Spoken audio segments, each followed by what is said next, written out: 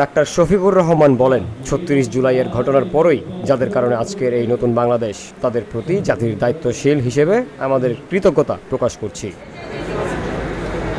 আমরা ঘোষণা দিয়েছিলাম যে সকল শহীদ পরিবারের আমরা সদস্য।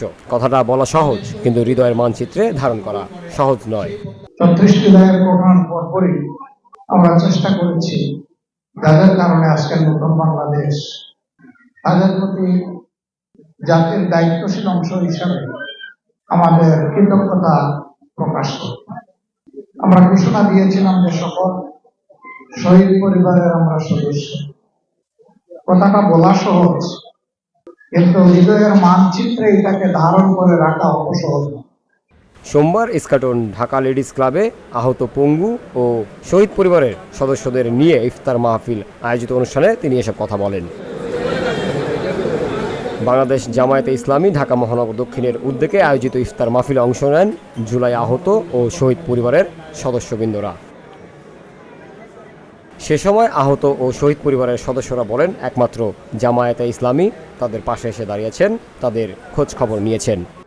জুলাইতে যখন স্বৈরাচারের পতনের জন্য আমরা যখন রাস্তায় নামি, রাজপথে নামি ঐক্যবদ্ধভাবে স্বৈরাচার পতনের জন্য, আমরা সেই চেষ্টা আমাদের সফল হয়েছে ইনশাআল্লাহ।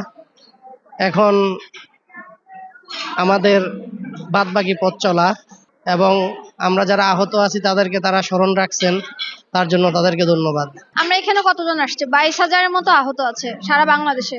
তো যদি সবাই প্রত্যেক জেলা পর্যায়ে যদি এটা করা হয়, এক একটা বিশেষ করে জামাত ইসলামের উদ্যোগে, তাহলে সেটা সবার জন্যই ভালো হয়। কিন্তু সবাই রাজনৈতিক চিন্তাধারা নিয়ে ব্যস্ত, দল গুছাইতে ব্যস্ত। কিন্তু আমরা যে আমাদের রক্তের উপরে যে বর্তমান দেশটা দাঁড়িয়ে আছে, 18 কোটি মানুষকে যে আমরা মুক্ত করেছি, সেটা কোনো দল আমাদেরকে অ্যাপ্রিসিয়েট করে না। জামাত আমাদেরকে পূর্ণাঙ্গ মর্যাদা দিতে আছে, যেটা অন্যান্য দল দিতেছে না। ছাত্ররা কি কম দুঃখের কথা, আমাদের ছাত্ররাই আমাদেরকে দেখতে পারে না। সত্য কথা যেটা, এই যে গণ অধিকারে যে ইয়াটা হইলো, নাগরিক কমিটি একটা দল হইলো, অথচ ইনভাইট পাই নাই।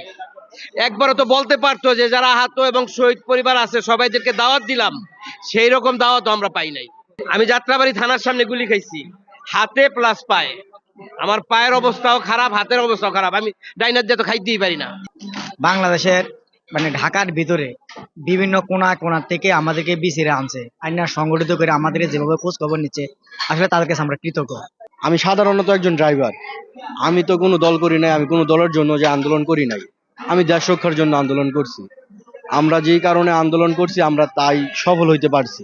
কিন্তু জামাতে ইসলাম আমাদেরকে খুব হেল্প করছে, খুব আমাদের পাশে দাঁড়াইছে। এমনকি আমাদের বাসায় যেয়ে আমাদেরকে খোঁজ খবর নিছে।